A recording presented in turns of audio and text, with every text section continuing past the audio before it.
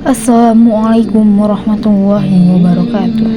Selamat datang di sejarah Islam, tempat kita menelusuri jejak kejayaan, kemunduran, dan kebangkitan kembali peradaban Islam di sepanjang sejarahnya. Dalam lintasan panjang sejarah Islam, masa kejayaan bukanlah akhir dari perjalanan. Setelah berabad-abad mengalami keemasan ilmu dan pemerintahan, dunia Islam memasuki masa baru, periode pertengahan yang penuh ujian dan perubahan besar. Setelah masa keemasan Abbasiyah pada abad ke-8 hingga 10 Masehi, dunia Islam mulai memasuki masa kemunduran.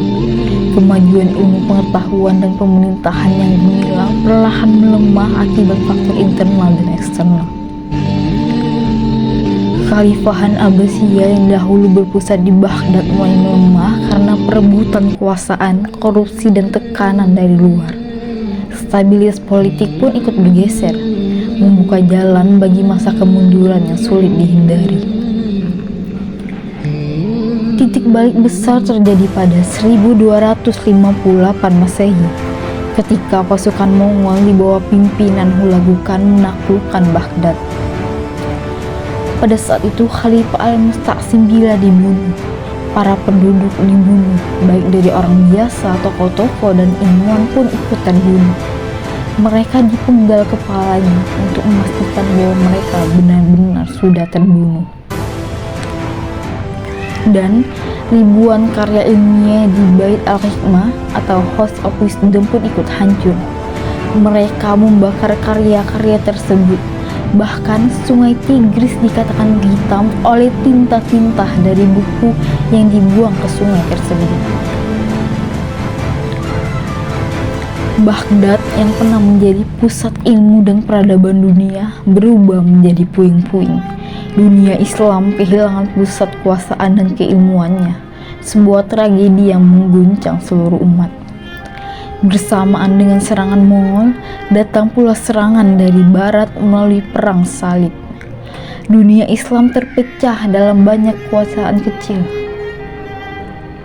Dari Mesir, Syam, hingga Andalusia yang akhirnya dikuasai kembali oleh Kristen pada tahun 1492 Masehi. Kehancuran Baghdad menandai berakhirnya Kekhalifahan Abbasiyah di timur. Selama berabad-abad setelah itu, dunia Islam terpecah ke dalam banyak kerajaan kecil tanpa pusat kepemimpinan tunggal. Namun, Allah tidak membiarkan cahaya Islam padam. Dari kehancuran itu, muncullah kekuatan baru, yaitu 3 kerajaan besar yang kembali membawa dunia Islam ke masa kejayaannya yang baru, yaitu Kesultanan Utsmani, Safawi, dan Mughal. Kerajaan pertama adalah Kesultanan Utsmani, didirikan oleh Osman I dari suku Turki Oghuz yang kelak menjadi asal nama Ottoman pada tahun 1299 Masehi di wilayah Anatolia, Turki modern. Di bawah kepemimpinan Sultan Mehmed II Al-Fatih, Ottoman menaklukkan Konstantinopel pada tahun 1453 Masehi. Kota itu kemudian berganti nama menjadi Istanbul dan menjadi pusat kekhalifahan Islam baru selama lebih dari 400 tahun. Kesultanan ini tumbuh dari suku kecil Turki menjadi kekaisaran besar yang menaklukkan 3 benua. Kesultanan Utsmani mencapai puncaknya pada masa Sulaiman Al-Qanuni 1520 sampai 1566 Masehi. Wilayahnya mencakup Asia Barat, Afrika Utara, hingga Eropa Timur, serta menjadi pusat peradaban Islam terbesar pada masa itu. Namun, sejak abad ke-17 Masehi, kekuasaan Utsmani mulai melemah. Penyebabnya antara lain kekalahan militer dalam Perang Lepanto dan Mina, korupsi dalam pemerintahan dan harem politik di istana, ketertinggalan ilmu dan teknologi dari Eropa, serta bangkitnya nasionalisme di wilayah jajahan. Akhirnya, Kesultanan Utsmani resmi runtuh pada 1922 Masehi, ketika Mustafa Kemal Atatürk menghapus sistem kekhalifahan di Turki. Kesultanan Safawi.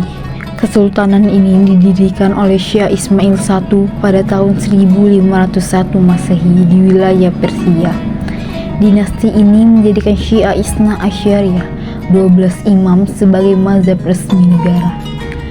Pada masa Syah Abbas I 1588 sampai 1629 Masehi, Safawi mencapai puncak kejayaan. Kota Isfahan dibangun megah dengan masjid, madrasah, dan pasar yang indah. Dikenal sebagai Isfahan Nisfe Jahan, yang artinya Isfahan adalah separuh dunia. Namun, kemunduran terjadi setelah kematian Syah Abbas. Penyebabnya karena konflik panjang dengan Utsmani dan Uzbek, korupsi pejabat dan pelemahan ekonomi, invasi oleh pasukan Afghanistan pada tahun 1722 Masehi yang menandai kehancuran Safawi. Dinasti ini akhirnya berakhir pada tahun 1736 Masehi, digantikan oleh dinasti Afsarid di bawah kepemimpinan Nadir Shah.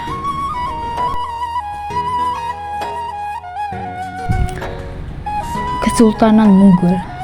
Kesultanan ini didirikan oleh Babur, keturunan Timur Leng dan Genghis Khan setelah kemenangannya di pertempuran Panipat I 1526 Masehi di India Utara.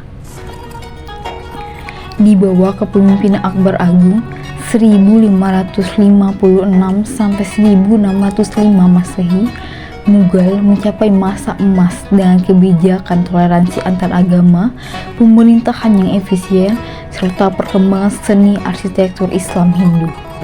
Kejayaan Mughal terus berlanjut di masa Shah Jahan 1628 sampai 1658 Masehi yang membangun Taj Mahal pada tahun 1632 Masehi sebagai simbol cinta dan kemegahan Islam di India. Namun, sejak abad ke-18 Masehi, Mughal mulai melemah karena perebutan kekuasaan antar pewaris, beban pajak dan korupsi, serangan dari Persia dan Afghanistan, serta campur tangan Inggris melalui East India Company, hingga akhirnya Mughal runtuh pada 1858 Masehi. Tiga kerajaan besar ini, Utsmani, Safawi, dan Mughal, menjadi bukti bahwa Islam mampu bangkit dari kehancuran. Peradaban Islam tidak pernah benar-benar padam, hanya berubah bentuk dan pusat kekuasaannya. Sejarah mengajarkan bahwa kemunduran bukanlah akhir, tetapi panggilan untuk memperbaiki ilmu, iman, dan persatuan umat. Dari runtuhan Baghdad hingga keindahan Istanbul, dari megahnya Isfahan hingga Taj Mahal, cahaya Islam akan tetap menerangi zaman. Wassalamualaikum warahmatullahi wabarakatuh.